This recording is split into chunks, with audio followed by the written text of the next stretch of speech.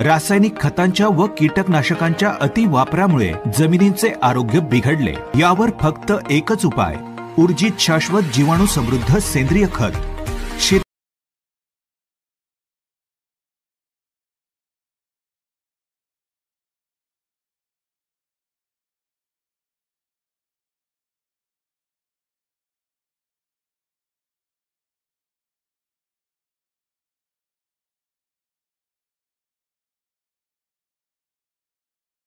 अधिकृत वितरक काजवा शेतकरी सेवा केंद्र पणदूर।